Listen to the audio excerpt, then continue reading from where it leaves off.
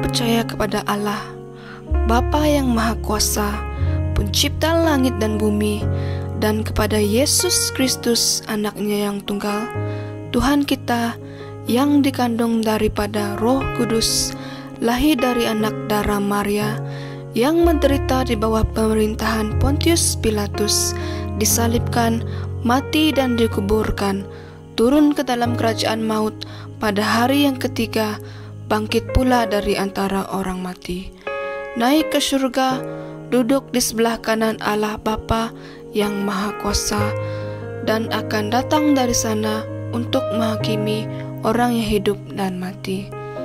Aku percaya kepada Roh Kudus, gereja yang kudus, persekutuan orang kudus, pengampunan dosa, kebangkitan tubuh, dan hidup yang kekal. Amin.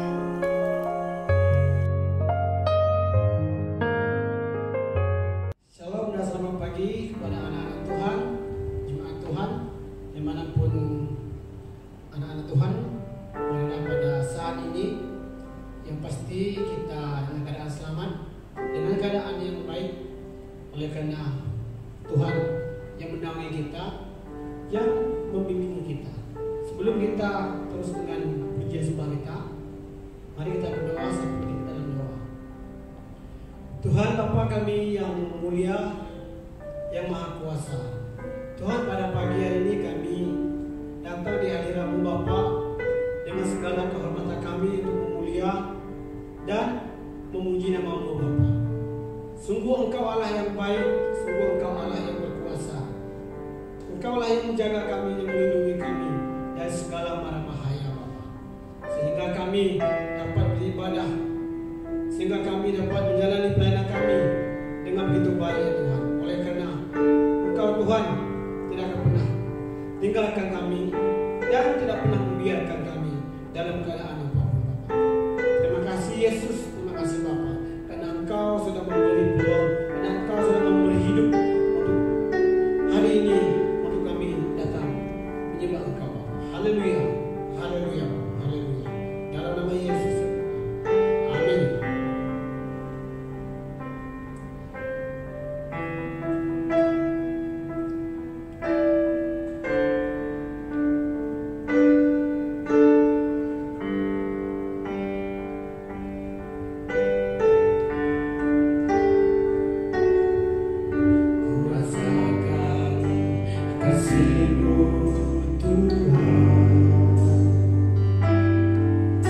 Tuhan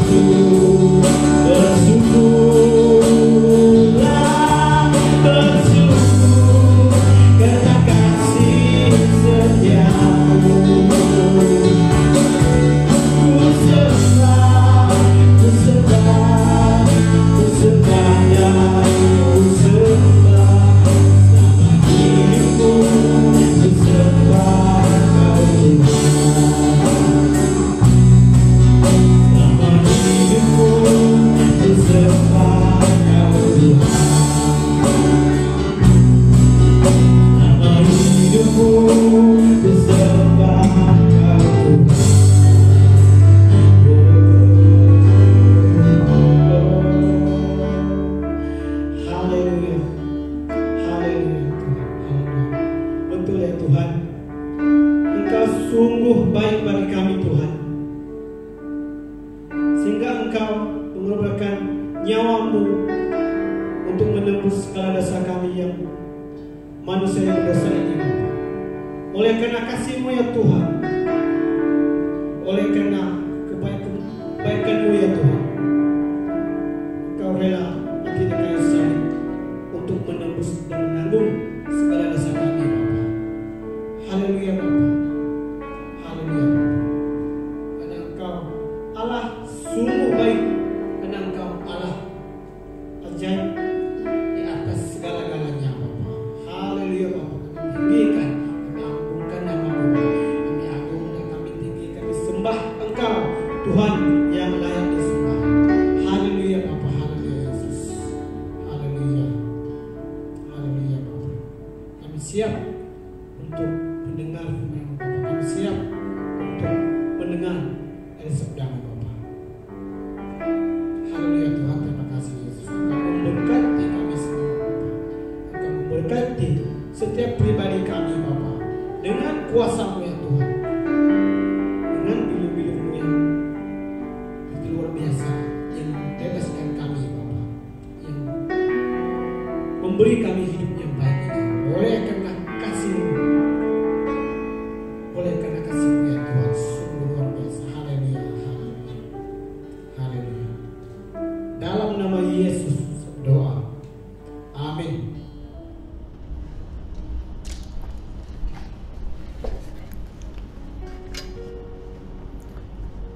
Shalom sekali lagi jemaat BM Kairos dan semua jemaat yang bersama-sama kita online pada pagi ini. Selamat datang dan selamat beribadah bersama-sama. Masing-masing dapat menikmati persekutuan walaupun kita di rumah masing-masing, walaupun di mana tempat kita berada. Yang pentingnya we are in one spirit. Ya, di dalam satu roh kita bersekutu bersama-sama. Dan saya mengucapkan salam sejahtera bagi semua yang hadir. Dan bila-bila masa kita mengikuti ibadah ini dan dimanapun kita berada, saya pasti bahwa Tuhan yang ada bersama kita masing-masing. Mari kita tunduk kepala dan saya akan pimpin kita dalam doa. Bapa Surgawi, Bapa yang kami kenal hanya di dalam Yesus, Dia Tuhan dan Juru Selamat kami. Kami datang ke hadirat-Mu pada pagi ini dengan merendahkan diri kami, mengaku bahwa kami hadir di tengah-tengah kehadiran Allah yang Maha Kudus, yang berdaulat atas kehidupan dan atas segala yang telah diciptakannya. Kami hanya layak menghadap takhta kemuliaan-Mu oleh karena Yesus perantaraan dan yang melayakkan kami. Dan kami juga datang dengan yakin bahwa Roh Kudus-Mu yang bersama kami, yang akan menuntun, karena Dia yang mengenal isi hati Bapa Surgawi, Dia yang membawa kami untuk berkongsi firman Tuhan pada pagi ini. Dan Roh Kudus itu yang juga akan membawa hati jemaat-jemaat ditawankan supaya dapat menerima firman Tuhan itu dengan sejelas-jelasnya. Maksudnya jelas dari segi minda pemikiran manusiawi kami, dan juga jelas dari segi aspek alam roh di dalam kebenaran ilahi Tuhan. Maka kami percaya dengan kehadiran masing-masing kami beribadah pada pagi ini, lebih-lebih Engkau ada bersama kami.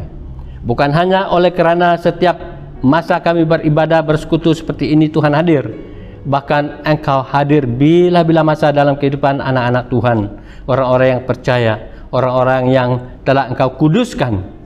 Maka dengan yakin pada pagi ini, firman-Mu yang akan kami kongsikan bersama, dan nanti kami akan bersama-sama juga datang di meja kudus Tuhan. Engkau akan melayani kami lewat firman-Mu dan lewat persekutuan bersama-sama.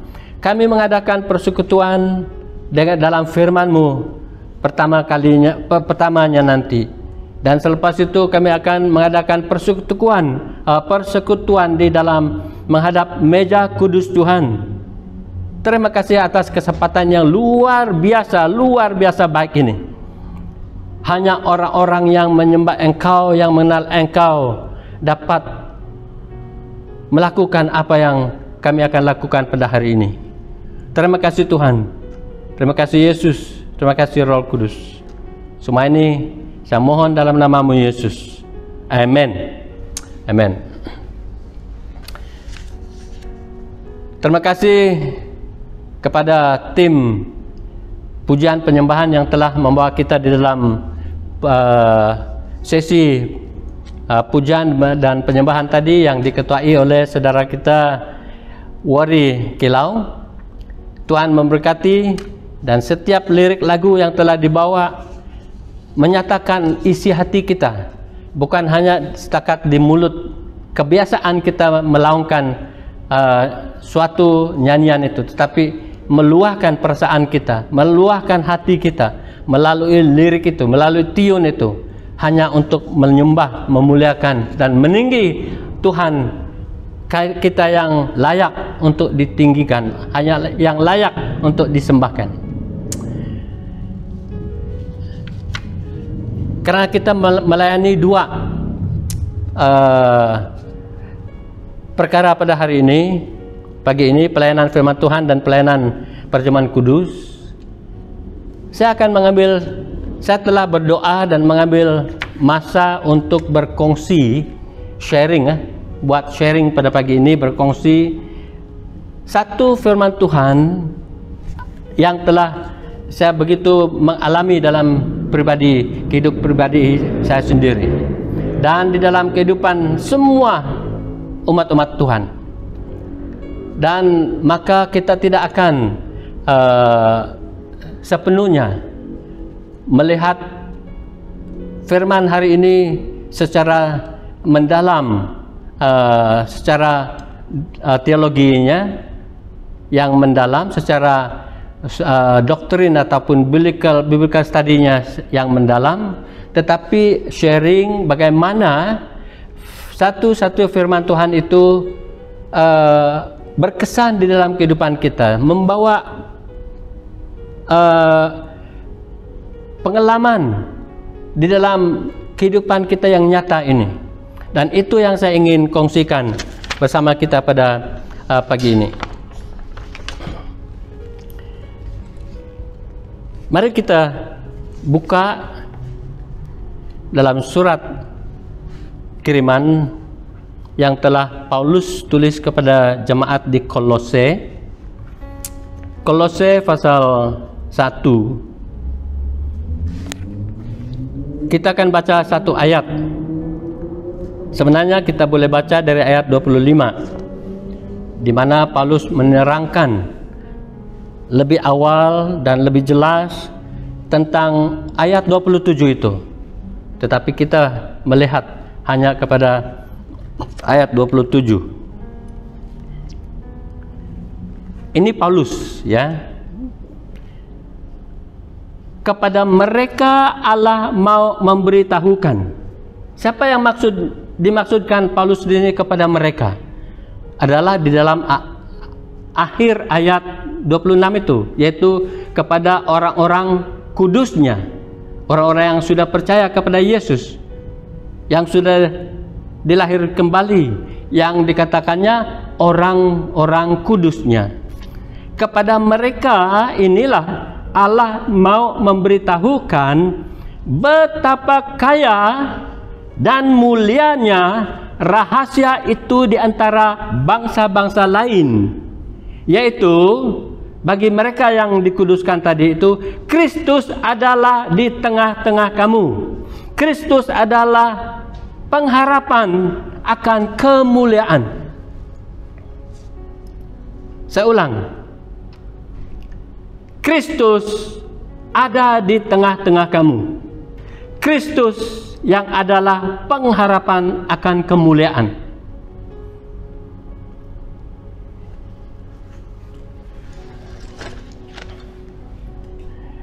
Banyak orang Kristen bukan hanya membaca ayat ini, tetapi mungkin membaca beberapa ayat dalam Alkitab yang lain juga, dengan keadaan salah mengerti, dengan keadaan salah faham apa sebenarnya, apa maksudnya, apa konteksnya satu-satu ayat itu ataupun satu-satu kalimat itu.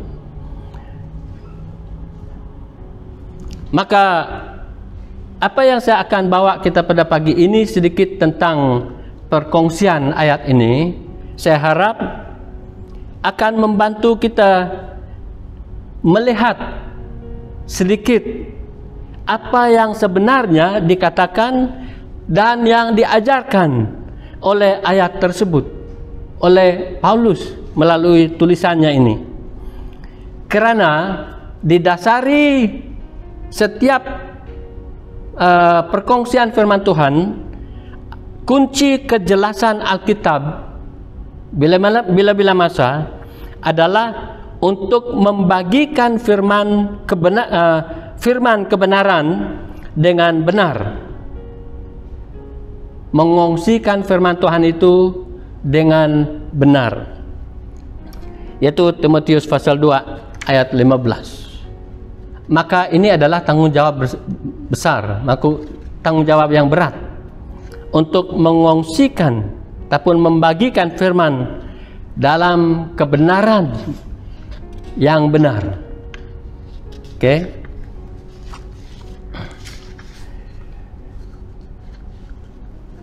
Di sini dia katakan, betapa kaya dan mulianya rahasia. Ada terjemahan yang menggunakan misteri, ya, misteri. Misteri itu dalam bahasa Inggris, rahasia. Misteri iman dalam Alkitab, Kolose pasal 1 ayat 27 ini dikatakan misteri iman di dalam Alkitab mengacu kepada seluruh misteri keseluruhan tentang keselamatan yang merangkumi beberapa elemen penting, yaitu ciri-ciri yang penting, yaitu kematian Yesus, kebangkitan Yesus, dan kenaikannya. Ya, Yesus mati, dikuburkan, dan dia bangkit, dan dia naik balik ke surga.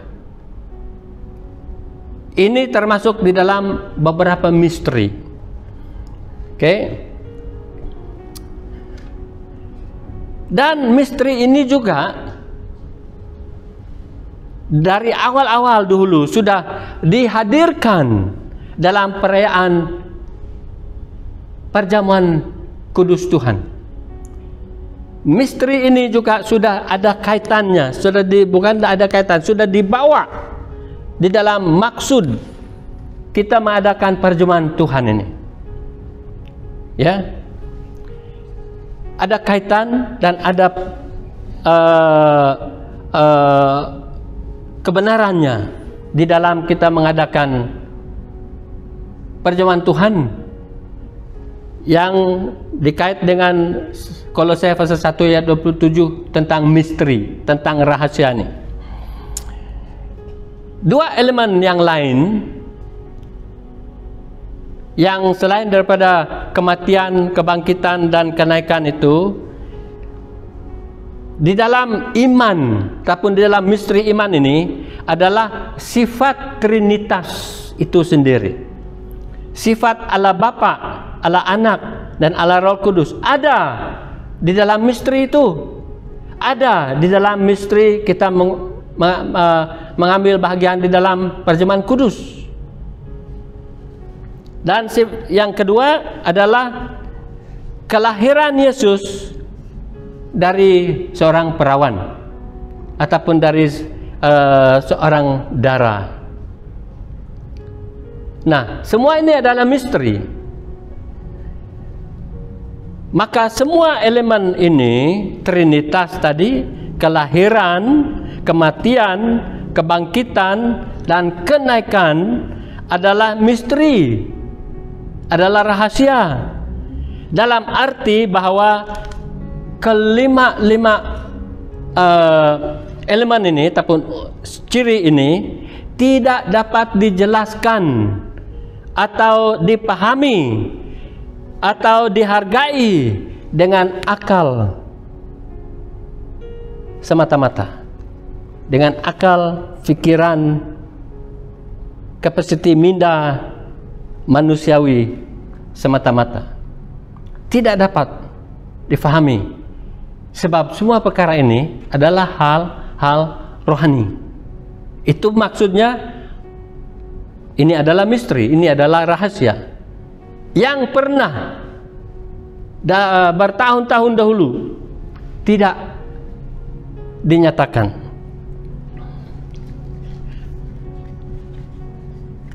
Bagi Paulus, dia sebut ini sebagai sacred secrets. Sacred secrets, suatu rahasia yang begitu bernilai, berharga, yang tiada tandingnya. Berarti dia rahasia karena dia suci, dia kudus, dan rahasia itu memberi gambaran sesuatu itu adalah membawa berkat yang kita harus hormati, yang layak kita lakukan dan kita sembah karena dia kudus, karena dia suci. Yaitu Trinitas, kelahiran, kematian, kebangkitan, dan kenaikan. Semua ini ada banyak artinya buat seorang yang percaya. Kenapa dirahasiakan dari dahulu-dahulu ini? Mari kita lihat.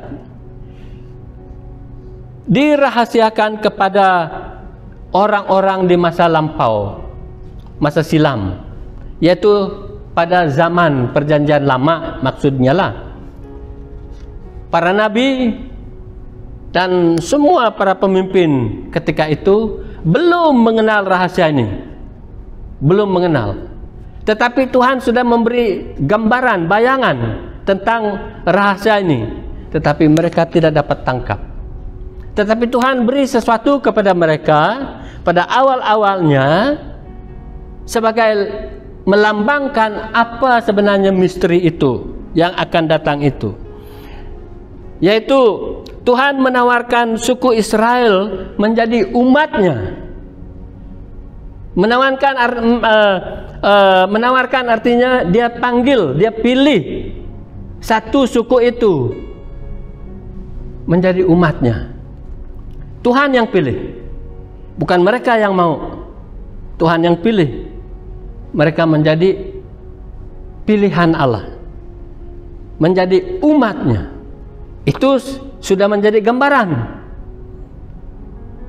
Tetapi mereka tidak mengerti itu di masa apabila rahasia itu nyatakan nanti. Yang kedua, Tuhan beri kepada mereka hukum 10 itu. Di situ mereka akan menggunakan hukum 10 itu menjadi kepercayaan mereka, yang dapat mereka lihat, yang dapat mereka fikirkan, tetapi mereka tidak dapat bayangkan apa yang akan terjadi apabila Tuhan panggil umat-umat yang lain nanti, Yesus. Dan Tuhan memberi kepada mereka tanah Kanaan. Oh, mereka dapat lihat. Mereka dapat lihat bahwa mereka akan pergi ke tanah Kanaan. Tetapi untuk mereka menduduki tanah itu, mereka harus menaklukinya dulu dengan mereka berperang. Mereka tidak lihat ini di masa depan, di mana tanah Kanaan yang dijanjikan itu adalah satu tenagaan yang abadi.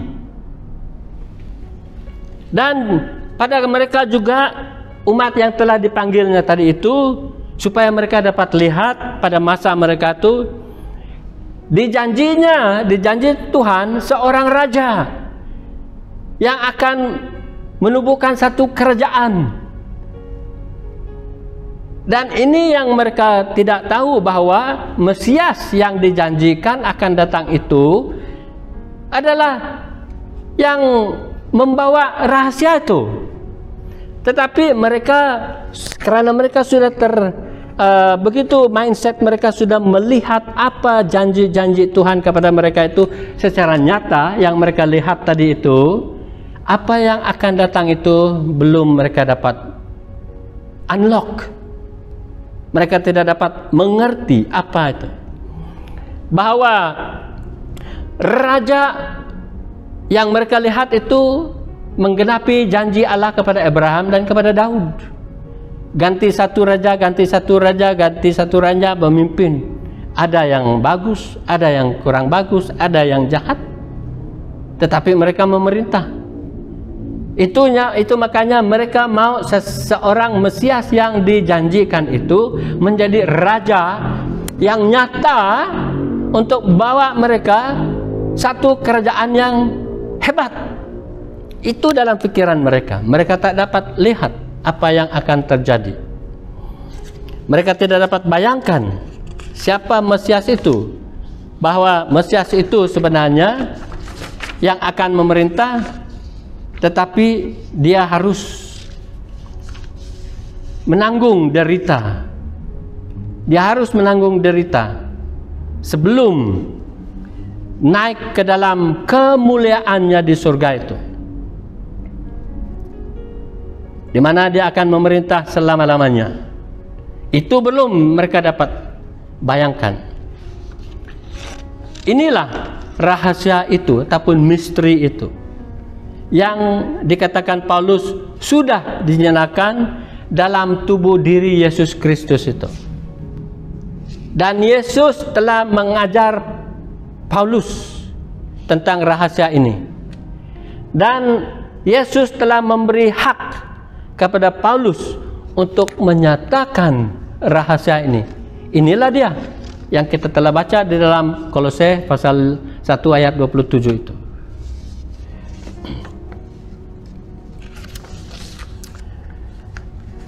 Kalau kita lihat Kolose pasal 1 ayat 15 hingga 20 itu, di situ dia katakan betapa kaya dan mulia rahasia-rahasia itu, misteri-misteri itu. Semua para nabi yang masa silam itu, masa dahulu itu, yang tahu tentang perjanjian ada Mesias ini, mereka betul-betul rindu, mau tahu, ingin mau tahu bagaimana, siapa, dan apa yang akan sebenarnya terjadi. Tidak, dalam dispensasi mereka belum, mereka tidak akan mengerti, ya. Nah, apakah rahasia itu? Saya telah melihat dalam beberapa terjemahan Alkitab,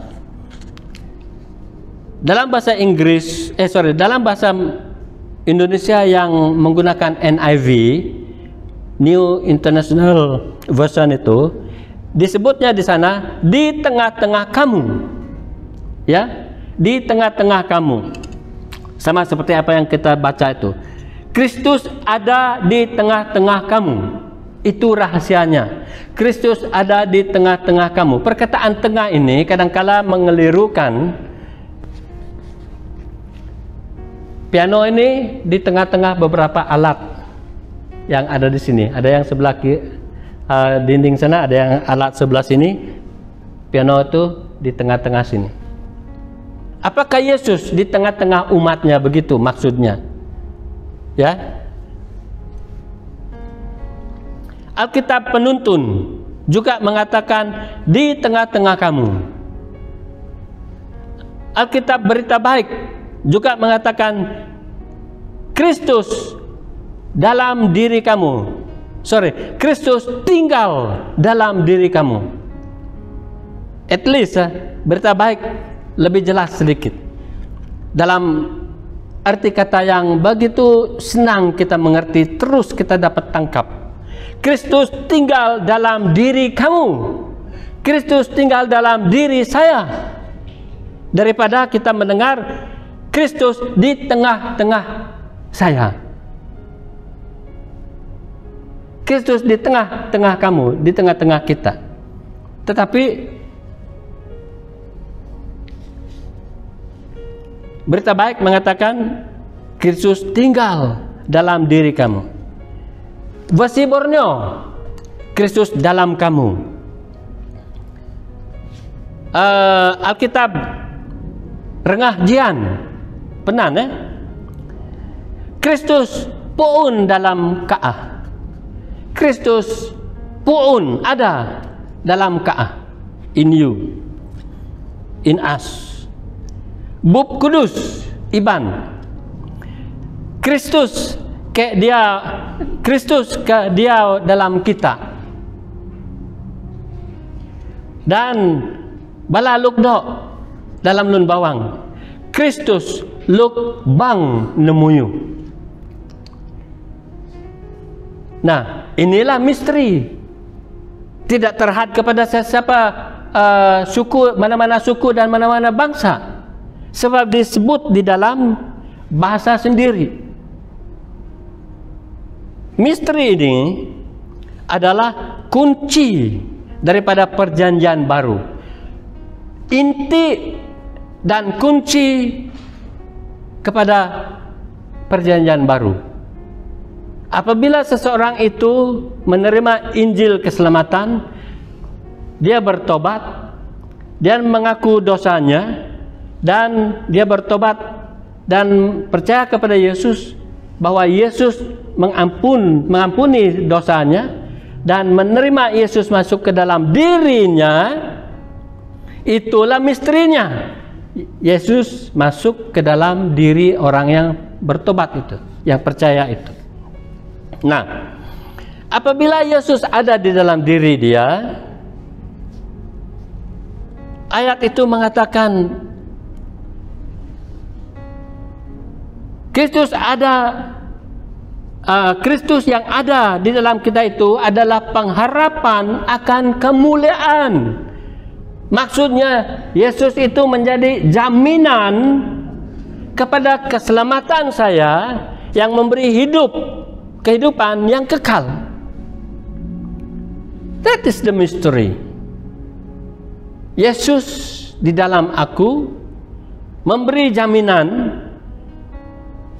bahwa dengan kemuliaannya ada di dalam saya dapat mendapat kehidupan yang kekal.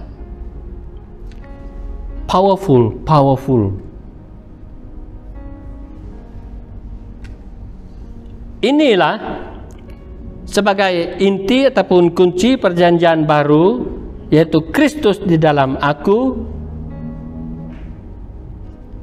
Kristus di dalam setiap kita yang percaya. Maybe you can even say, mungkin kamu dapat sebutkan even sekarang, Kristus di dalam aku, Yesus di dalam aku. Apakah kita berani? Apakah kita selalu menyebut pengakuan ini? Sebagai apabila kita katakan kita seorang Kristen, Yesus di dalam aku, Kristus di dalam aku.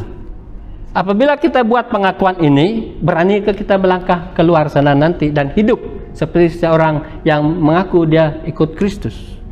Berani kita masuk ke pejabat, ke mall, kemana-mana, bermain di padang, dan menunjukkan kehidupan bahwa Kristus ada di dalam kita? Ini misteri dia, bahwa Yesus mau dan ingin dan tetap tinggal di dalam kita kalau kita jemput dia masuk ke dalam diri kita.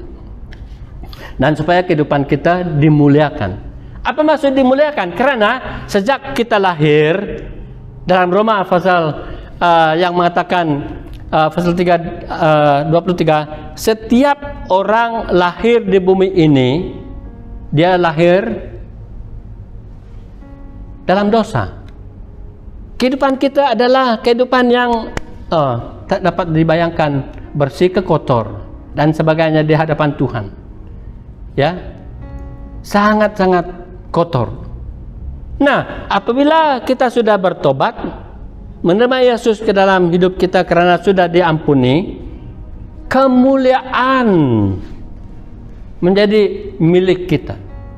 Tuhan memberi kemuliaannya kepada kita, sehingga kita dapat menjadi orang yang dipanggil orang kudus, dan kita mempunyai dijanji kehidupan yang kekal. Mengapa seharusnya perkara ini terjadi bagi orang yang percaya? Apa yang dikatakan begitu kaya itu, kita senaraikan sedikit satu persatu. Ayat 15 hingga 20 mengatakan supaya kita tahu bahwa diri kita ini adalah bait Allah. Maksudnya kalau Yesus sudah ada dalam kita, tubuh saya ini, tubuh kita ini adalah bait Allah. Can you imagine that? Can you imagine that? Close your eyes, tutup mata. Bayangkan tubuh ini. Ada orang tinggal di dalam sana. Ada Tuhan tinggal di sana. Yesus tinggal di sana. And I am the temple. Tangan saya, apa yang saya akan lakukan? Mata saya, bagaimana saya akan melihat? Mulut saya, apa yang keluar dari mulut saya? Kemana perginya langkah-langkah kaki saya? Dan keadaan-keadaan kehidupan keseluruhan saya. Sebab I am the temple of the Holy Spirit. I'm the temple of God in the person of the Holy Spirit. Yang kedua, ayat 21, supaya kita tahu bahwa pada satu ketika dulu kita begitu jauh daripada Allah. Kita masih ingat 1 Petrus pasal 2, kan? 1 Petrus pasal 2 ayat 9.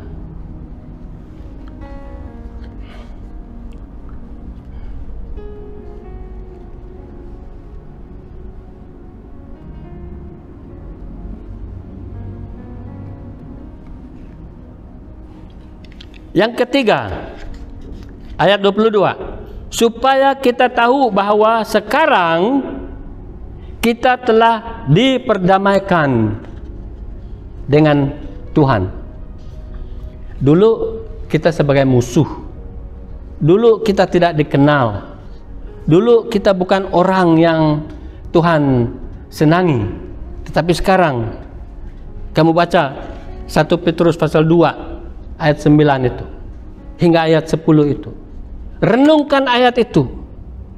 Mungkin tonight, malam ini, selepas kita ibadahkah, balik renungkan firman itu. Betul-betul siapa kita tanpa Tuhan, dan siapa kita sekarang bersama Tuhan. Yang keempat, yang pertama tadi, supaya kita tahu kita ini adalah bait Allah. Dan yang kedua, mengingatkan betapa jauh kita tanpa Tuhan dahulu. Tapi sekarang yang ketiga, memperingatkan kita sudah diperdamaikan hanya melalui Yesus Kristus. Tidak ada jalan yang lain. Dan yang keempat, ayat 23, supaya kita tahu Tuhan mau kita terus di dalam iman. Wah, ingat ini. Tuhan mau kita terus di dalam iman. Itu sebabnya Paulus katakan, saya begitu pegang kuat dan saya begitu berusaha berlari dalam perlombaan itu, sebab ada garis penamat di sana. Pegang terus.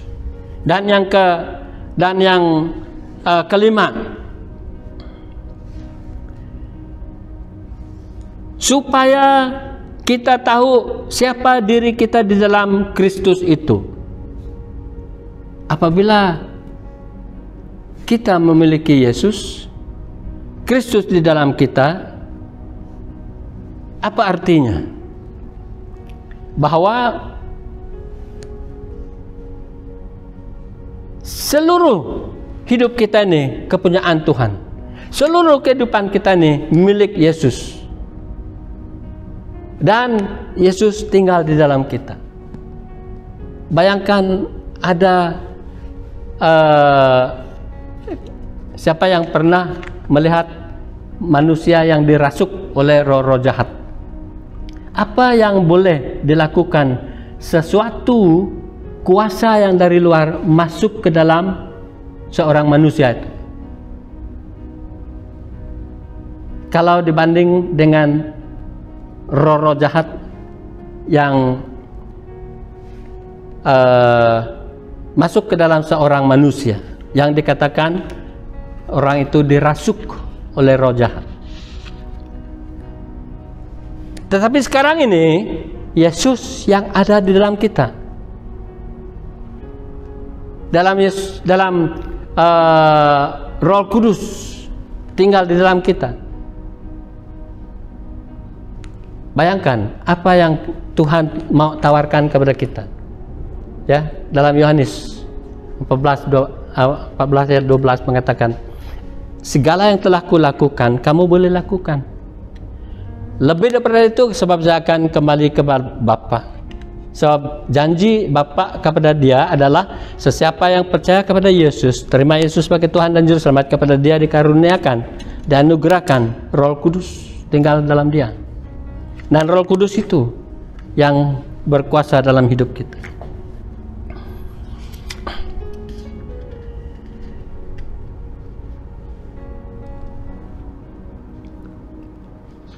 Apa kaitan pengalaman yang sama kongsi ini? Apabila kemenangan rohani di Bario terjadi, ini yang sebenarnya terjadi di situ. Rahasia yang dahulu banyak orang tidak tahu, rahasia yang sebenarnya banyak orang dengar sekarang pun tidak ada mau terima. Yesus di dalam aku, di dalam kita, dalam kamu pun orang tidak mau terima.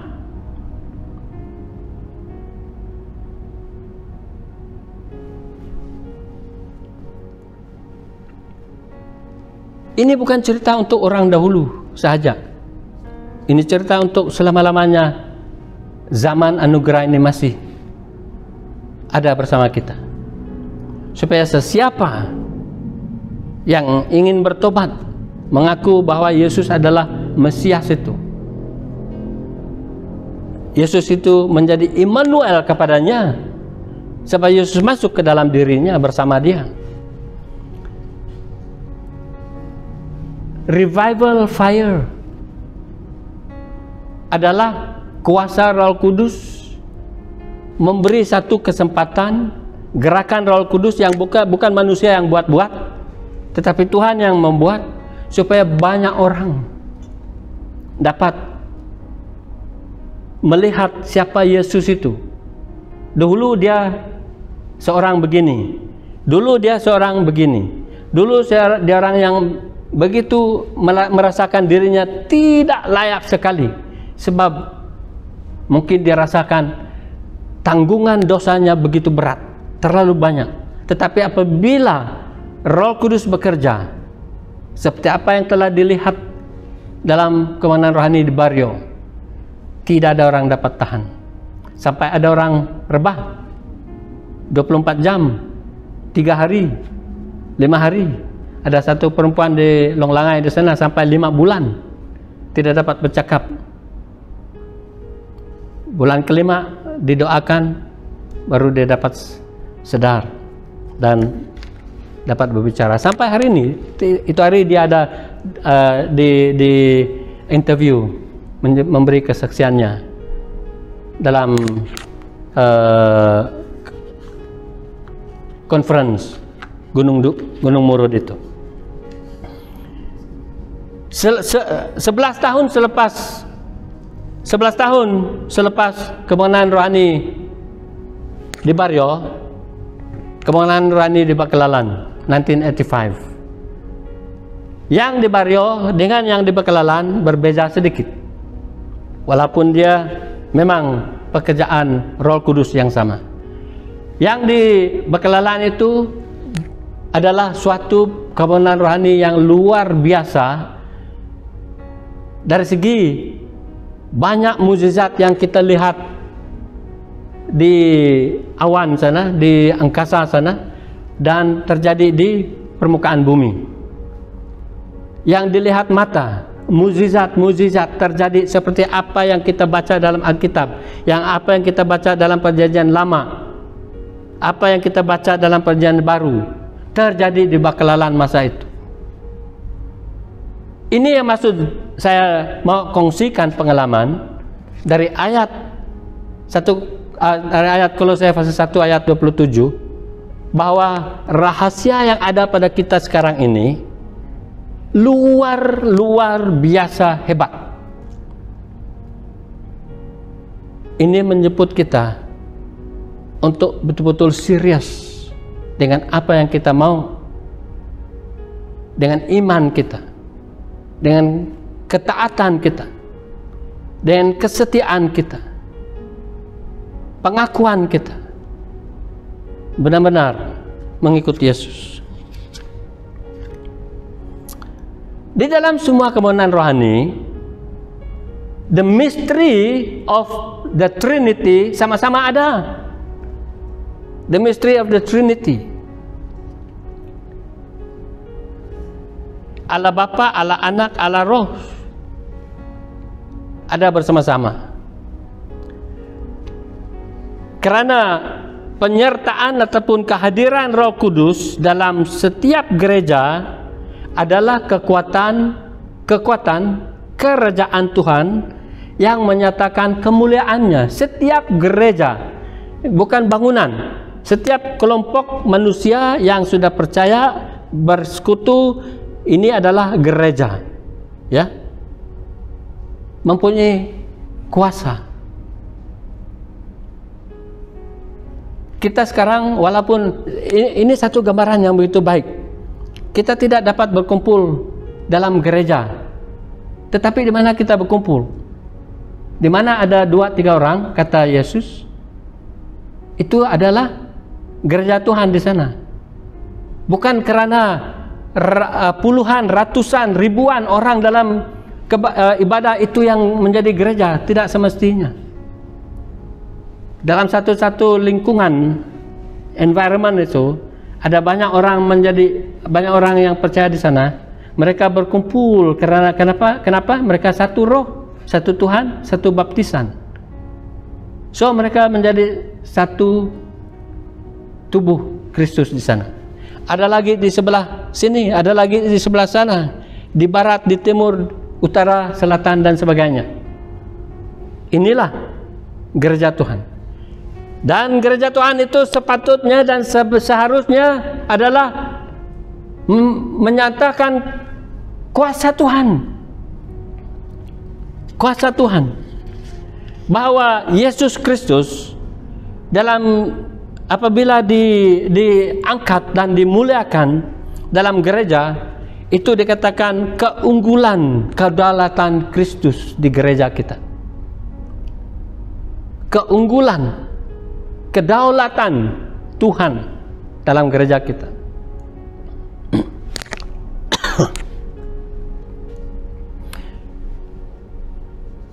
Because He is the only one that is absolute. Absolute supremacy, keunggulan kedaulatannya, the absolute supremacy of Christ in the church. Tetapi apa yang kita lihat banyak terjadi sekarang ini, sudah tercemar gereja itu karena politik-politik gereja masuk dalam politik-politik dunia masuk dalam gereja. Christ in me, Christ in you, Christ in us will cause the church to be powerful. moving, active, dynamic, alive. Oke.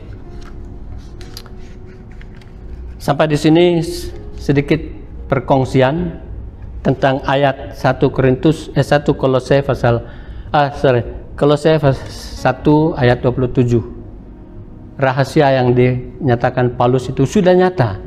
Ada dalam saya, ada dalam setiap orang yang percaya. Ada di dalam gereja kita.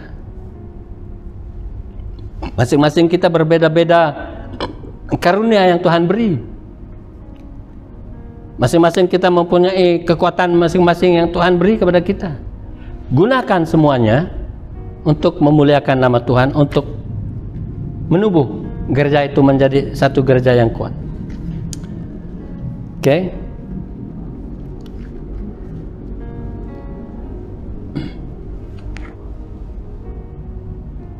Kita beralih kepada terjemahan Kudus.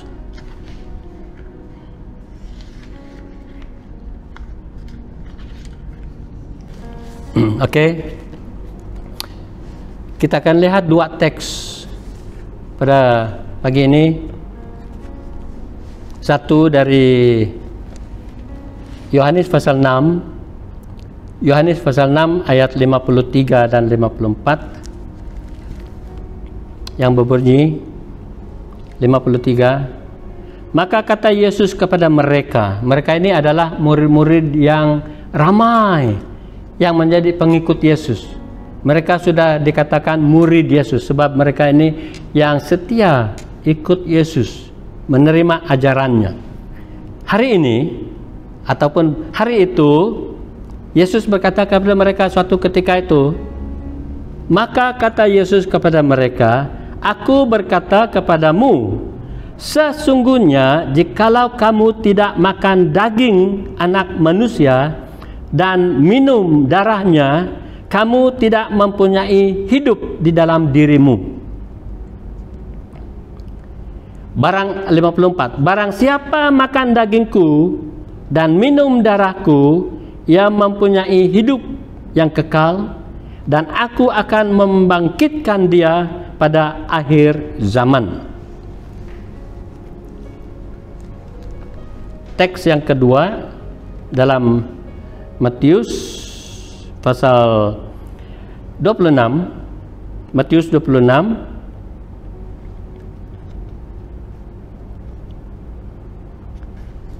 kita akan baca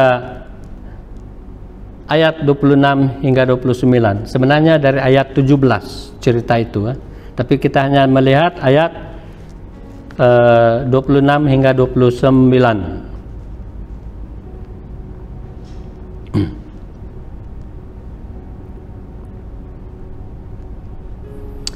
Dan ketika mereka sedang makan, ini mereka sudah di meja perjamuan kudus itu. Dan ketika mereka sedang makan, Yesus mengambil roti, mengucap berkat, memecah-mecahkannya, lalu memberikannya kepada murid-muridnya dan berkata, ambillah, makanlah, inilah tubuhku. Sesudah itu, ia mengambil cawan. Sebenarnya bukan selepas mereka makan roti dia terus ambil cawan, tidak.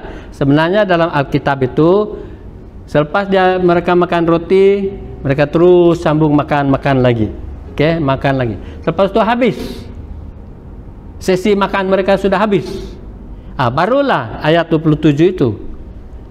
Sesudah itu ia mengambil cawan, mengucap syukur, lalu memberikannya kepada mereka dan berkata, minumlah kamu semua dari cawan ini, sebab inilah darahku, darah perjanjian yang baru, yang ditumpahkan bagi banyak orang untuk pengampunan dosa.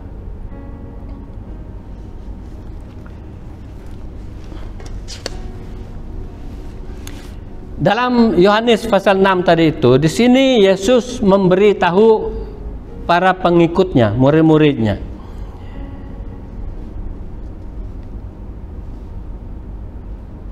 Apa yang Yesus beritahu kepada muridnya masa itu, sekarang saya murid Yesus. Kita semua murid Yesus. Ini juga dikatakan Yesus kepada saya. Ini juga yang Yesus katakan kepada kita semua. Aku berkata kepadamu Roland. Aku berkata kepadamu Sianu. You mention your own name. Sesungguhnya jika kamu tidak makan daging anak manusia dan minum darahnya, kamu tidak memiliki hidup di dalam dirimu. Masa itu banyak murid-murid Yesus tinggal dia. Sebab mereka katakan, macam mana mungkin kita makan daging dia, minum darah dia? They took it literally. Ya.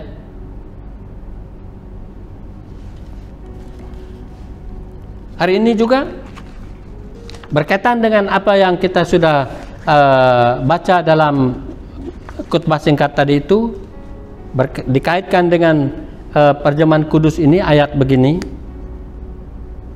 Apakah maksudnya Yesus minta, jika kamu tidak makan daging anak manusia dan minum daripada darahnya, kamu tidak memiliki hidup di dalam dirimu. Matius 26 pula mengatakan, ayat 26, betapa Yesus mengambil roti itu. Ini pertama kali mereka adakan the Lord's Supper. That's why it is called the Lord's Supper. Supper artinya makan malam itu, makan malam. Dan yang terakhir bagi Yesus. Selepas itu nanti itulah mereka pergi ke kebun Getsemani itu, ya, di mana dia ditangkap. Dia kata dalam ayat 26, Yesus mengambil roti. Ini cerita saja dulu, itu sebab saya tak pegang ini ya. Nanti kita akan lakukannya. Yesus mengambil roti, memberkatinya, dan maksudnya dia berdoa, memecahkannya, dan memberikannya kepada para murid, dan berkata, mungkin kita, sebab ada dua, mungkin kita boleh gunakan satu untuk contoh di sini. Dia pecahkan roti itu, sebab suatu saja, dia pecahkan, lepas itu dia bagi, masing-masing mereka ambil sedikit, dan keep on passing begitu. Ya, itu maksudnya di situ. Dia kata, ambillah, makanlah. Ini adalah tubuhku. Nah, seperti apa yang kita dengar tadi itu, selepas mereka makan, habis makan, baru dia katakan, dia ambil gelas. Selesai saja sisi makan mereka itu ya, Yesus mengambil cawan itu, mengucap syukur, berdoa lagi, dan memberikannya kepada mereka sambil berkata, minumlah darinya, dari gelas ini, kamu semua, karena ini darahku, darah perjanjian baru, yang ditumpahkan bagi banyak orang untuk pengampunan dosa. Itu yang diperintahkan Yesus ketika itu. Dan sejak gereja pertama dalam beberapa ratus dan sekarang 2000 tahun sampai hari ini, kita lakukan itu untuk apa? Untuk apa? Mengambil bahagian dalam ini adalah salah satu misteri tadi itu. Misteri itu sudah kita menikmati, ya. Rahasia itu sudah ada di dalam kita. Nanti kita akan lihat siapa yang layak mengambil, datang ke meja Tuhan, mengambil daripada perjamuan kudus Tuhan ini. Adalah mereka yang sudah Tuhan katakan dijemput tadi itu. Seperti orang Israel, dia jemput menjadi umatnya. Yesus menjemput siapa yang percaya kepada dia, bertobat, menerima Yesus sebagai Tuhan dan Juru Selamat, dan dia itulah yang layak. Nah, apabila kita melihat perkara seperti ini, apa yang timbul dalam hati kita? Kita harus perhatikan tindakan menerima perjamuan kudus ini tidak dan bukan menyelamatkan kita. Kita sudah selamat. Ya, kita sudah diselamatkan. Keselamatan kita itu, pertobatan kita itu, dan menjadi kita selamat itu melayakkan kita mengambil bahagian dalam ini. Bukan ini yang menyelamatkan. Kita harus ingat itu. Kita mengambil ini satu sebab kita mau merayakan. We celebrate keselamatan kita itu. Seperti orang Israel merayakan Paskah, di mana malaikat maut lewati, tapi cross over, tidak hinggap, tidak singgah ke rumah mereka, limpas lewat, sehingga tidak ada anak dalam keluarga mereka, ataupun apa-apa anak yang pertama dalam keluarga itu, baik binatang, tidak mati. So mereka celebrate lah, kita pun celebrate. So it is not something solemn only. Solemn artinya seperti kita sedih pergi ke kubur, ya. It is a celebration of what Christ has done for us, menyelamatkan kita.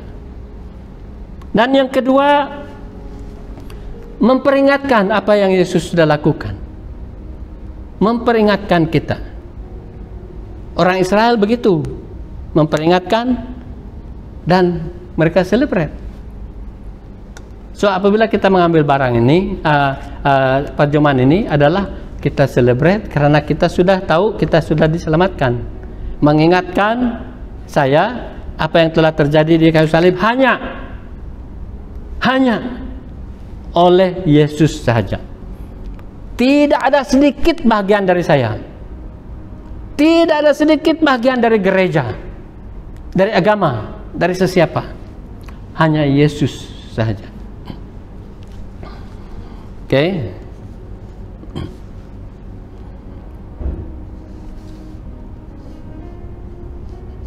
Walau bagaimanapun, untuk kita dapat layak mengambil bahagian, berkongsi minum air yang melambangkan darah, dan mengambil roti yang melambangkan tubuh Kristus, mesti kita mengaku kita sudah dilahir kembali, lahir semula.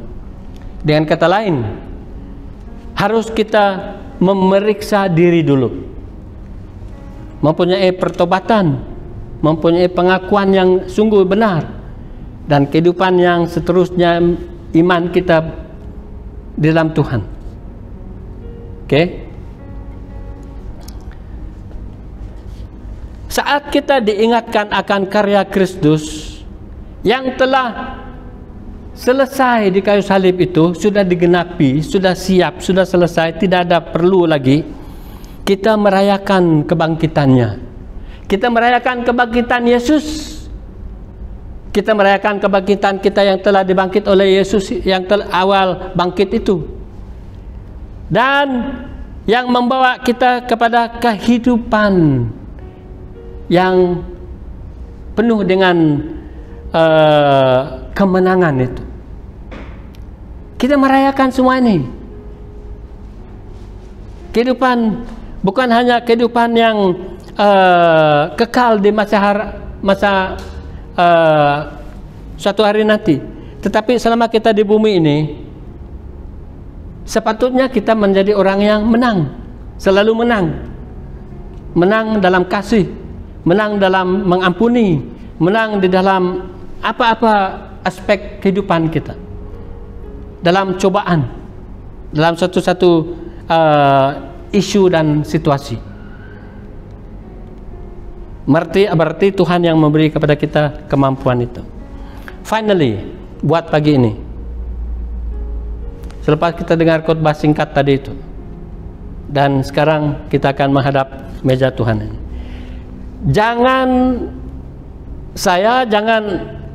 saudara-saudari pernah melupakan satu hal, yaitu berulang-ulang kita sekali sebulan, 1 tahun 12. Kalau umur saya sudah berapa, selepas saya dilahir baru mengambil perjamuan kudus ini, kita mengambil daripada perjamuan kudus tahun lepas tahun, dan pada suatu saat nanti, ingat, pada suatu saat nanti tiba-tiba tak ada lagi. Tiba-tiba tak ada lagi. Karena Yesus akan datang tiba-tiba. Yesus akan datang tiba-tiba, katanya. Seperti apa? Seperti pencuri di malam hari, ketika tiada orang yang mengharapkan. Mereka hanya mengharapkan besok ada. Mereka mengharapkan besok rencana mereka buat apa.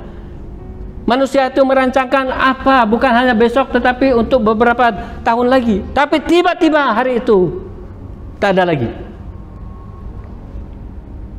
Kenapa? Pengangkatan. Ataupun ada orang katakan itu adalah pintu anugerah. Pintu anugerah tiba. Matius 25 ayat 1 hingga 13 menceritakan tentang itu, tentang dia datang tiba-tiba. Karena dia telah berjanji untuk datang dan membawa kita kembali ke tempat dia berada di surga. Itu katanya begini.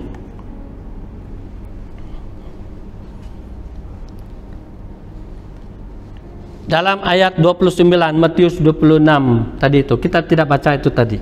Saya memang sengaja. Dia kata begini dalam ayat 29.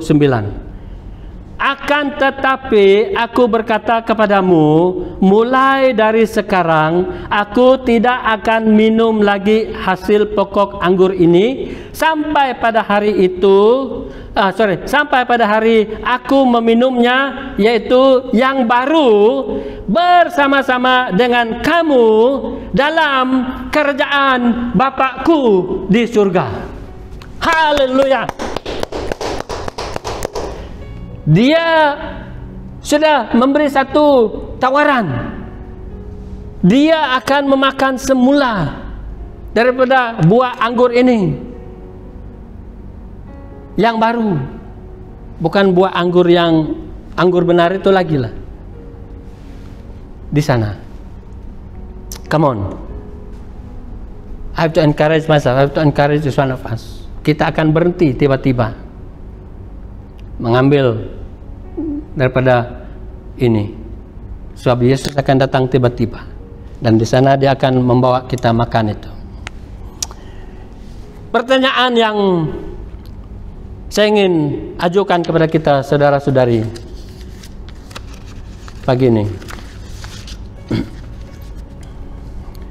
apakah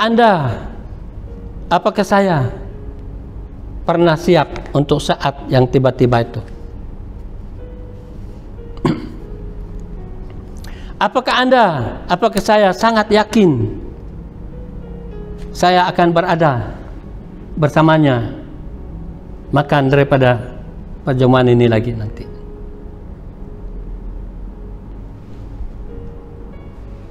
We have a great confidence.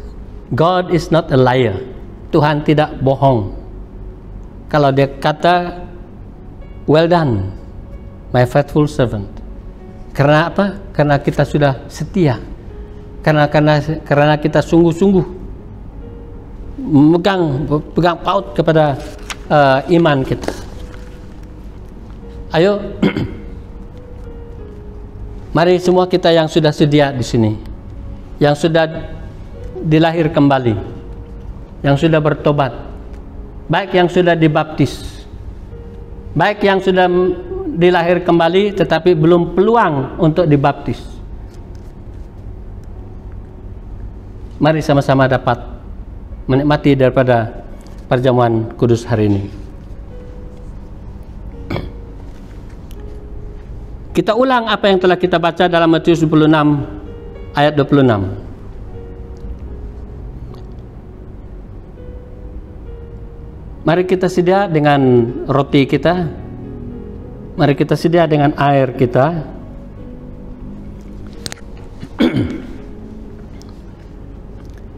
Dan ketika mereka sedang makan, Yesus mengambil roti, memberkatinya, berdoa sekian masa, dan memecahkannya,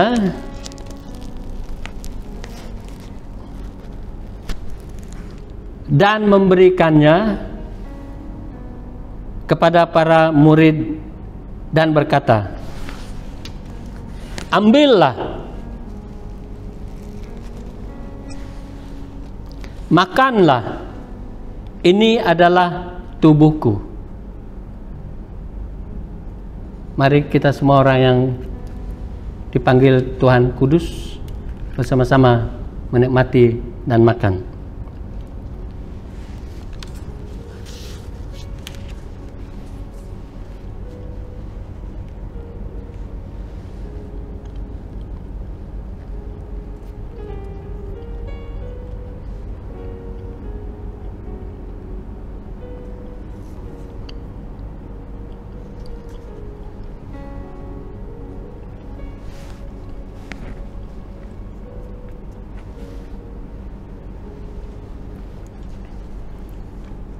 Ayat 27 dan 28.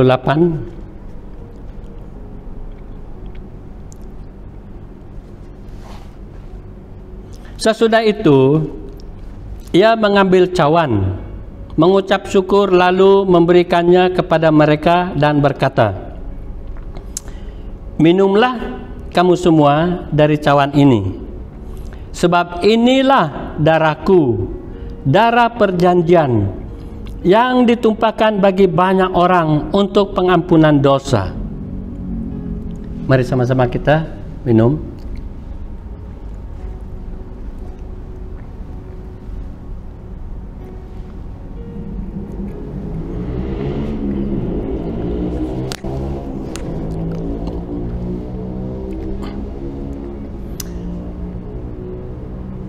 Mari kita berdoa.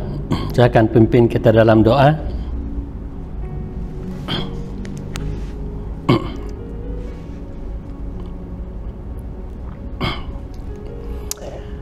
Bapa Surgawi, kami sungguh bersyukur kepadamu, Engkau Tuhan dan Allah kami, karena Engkau telah melayakkan kami makan daripada misteri-misteri yang suci, yang kudus ini, tubuh dan darah putramu, Juru Selamat kami, Yesus Kristus. Dengan memakan roti, melambangkan tubuhnya, kami menjadi ahli tubuh Yesus, dan dengan itu menjadi dutamu di dunia ini. Bantulah kami untuk menjadi pengedar berkat-berkat-Mu, menjadi wakil-wakil pemeliharaanmu, menjadi alat-alat rahmat-Mu, menjadi duta-duta cinta-Mu kepada semua orang yang kami temui dalam kehidupan seharian kami.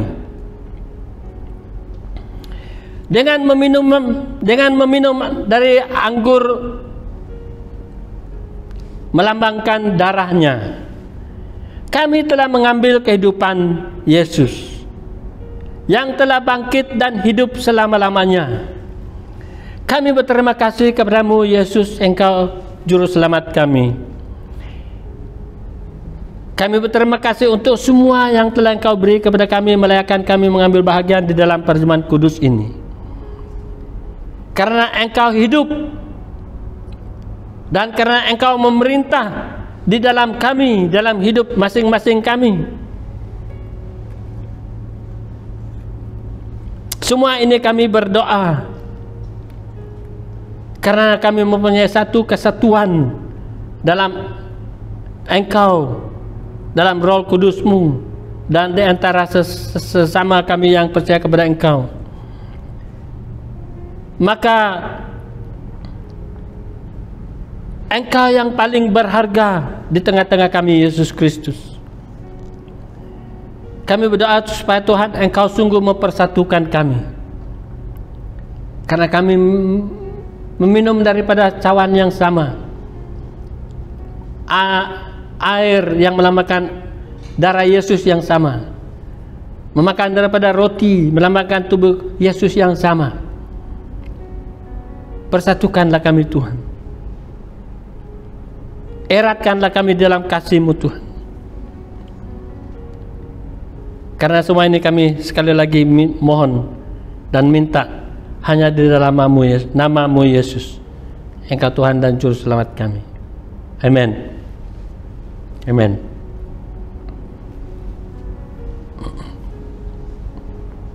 Untuk mengakhiri, mari kita ulurkan tangan kita sama-sama. Kita akan menerima berkat dari doa yang Tuhan beri kepada umat-umatnya yang terdahulu dan sehingga ke hari ini. Ya.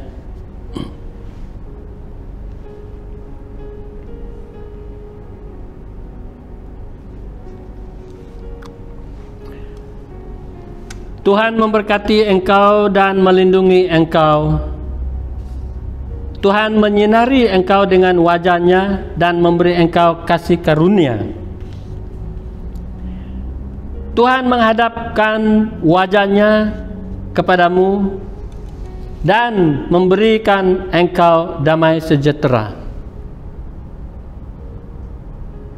Sepanjang minggu yang akan datang, kami pasti bahwa Tuhan, doa ini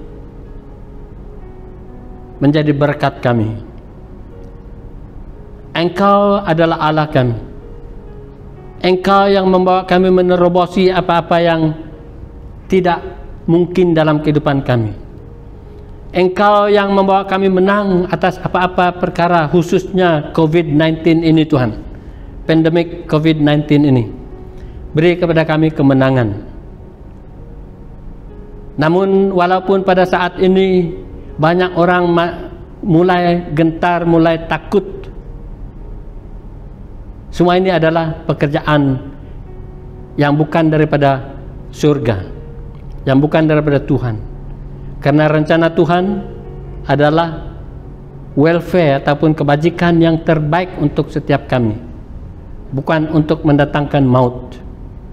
Dalam nama-Mu Yesus Kristus, setiap jemaat-Mu Engkau lindungi. Siang dan malam kami dipagari oleh malaikat-malaikat surgawi-Mu. Walaupun kami tidak melihat mereka ramai sekali Engkau utus untuk menjaga kami, melindungi kami, supaya kami senantiasa di dalam naungan Tuhan. Beri kebijaksanaan kepada kami menjalankan hidup ikut SOP dengan setia, supaya kami tidak sembarangan dengan kehidupan ini, supaya kami disiplin. Di mana kami disiplin secara nyata fisikal kami, begitu kami disiplin secara rohani kehidupan iman kami. Terima kasih, benar terima kasih. Dimuliakanlah nama-Mu Tuhan, ditinggikanlah nama-Mu, sebab kami menghormati Engkau, menyembah Engkau. In Jesus name. Semua orang yang percaya katakan amin. Amin. Amin. Haleluya. Begitu kebaktian kita sampai di sini. Tuhan memberkati setiap anak Tuhan. Sampai kita berjumpa lagi. Tuhan berkati.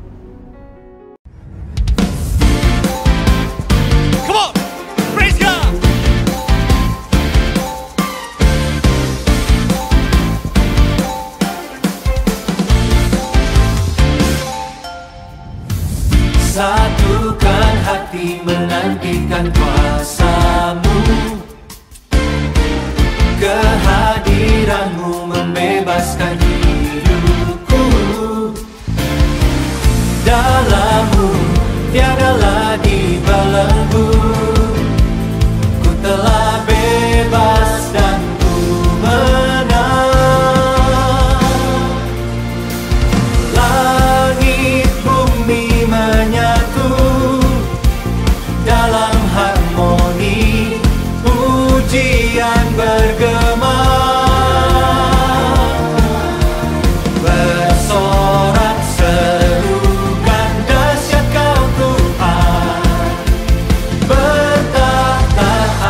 semesta.